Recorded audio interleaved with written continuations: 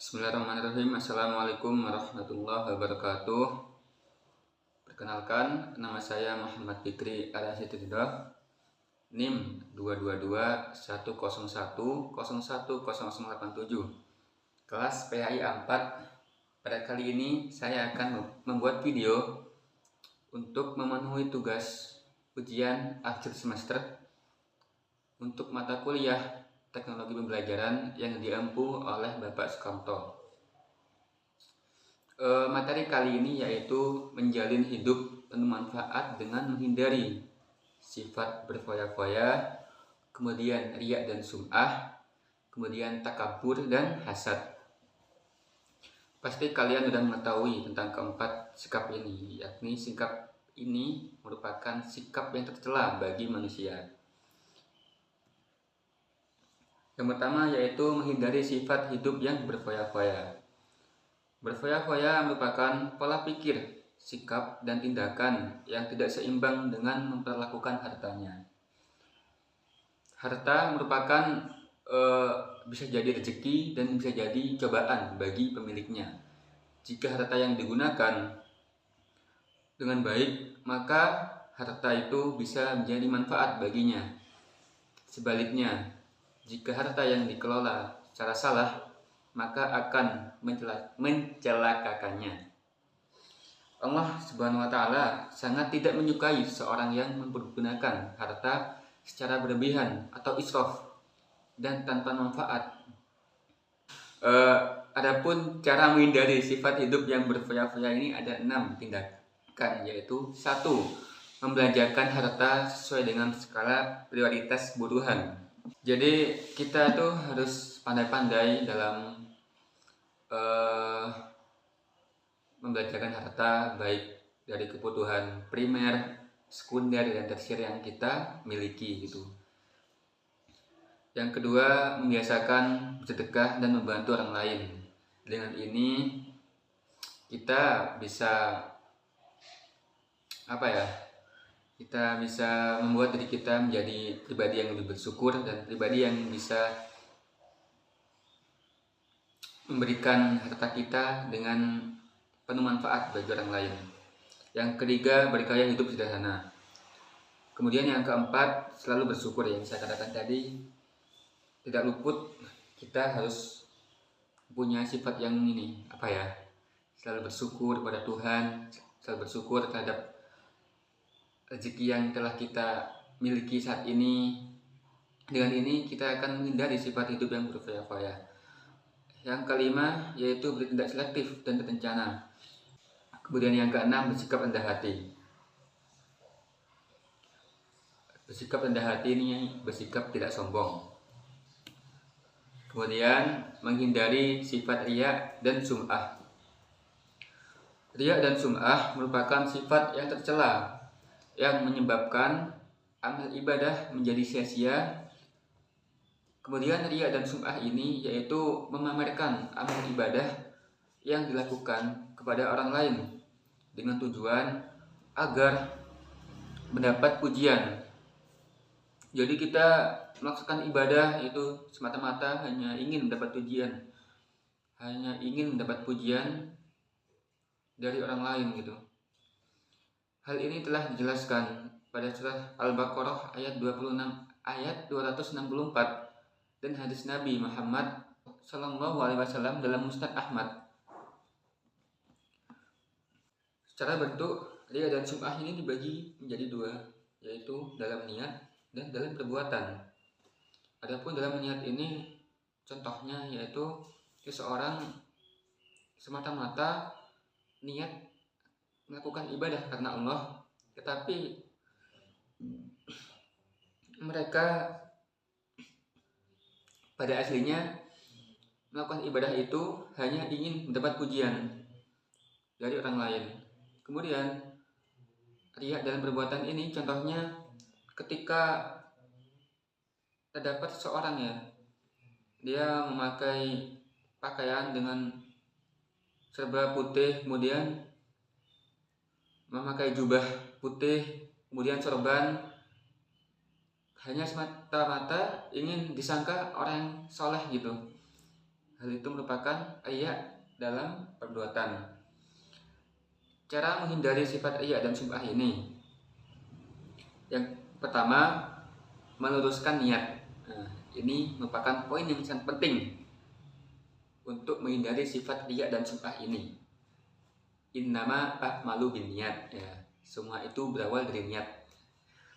Jika niat kita ibadah karena Allah, ya itu niat kita ibadah karena Allah, bukan dapat pujian dari orang lain.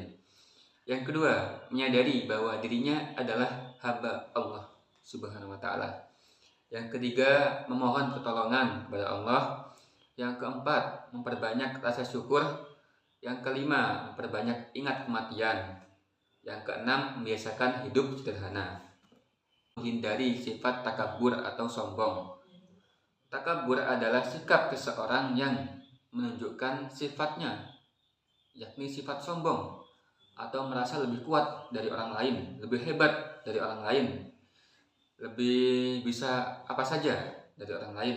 Allah Subhanahu wa taala berfirman dalam surat Al-A'raf ayat 36 yang berbunyi, walladzina kadzdzabu biayatina wastakbaru anha ulaika ashabun nar hum fiha khalidun, yang artinya, tetapi orang-orang yang mendustakan ayat-ayat kami dan menyombongkan diri terhadapnya, mereka itulah penghuni neraka, mereka kekal di dalamnya.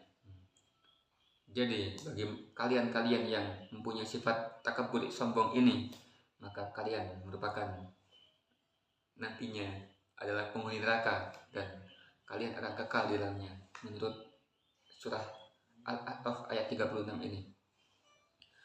Kemudian cara menghindari sifat takabur atau sombong ini, yaitu satu, menyadari kekurangan dan kelemahan dirinya. Jadi perlu kita ketahui, kita manusia merupakan makhluk yang paling lemah, makhluk yang tidak bisa melakukan segalanya dengan sendirinya. Mereka harus membutuhkan tolongan dari orang lain.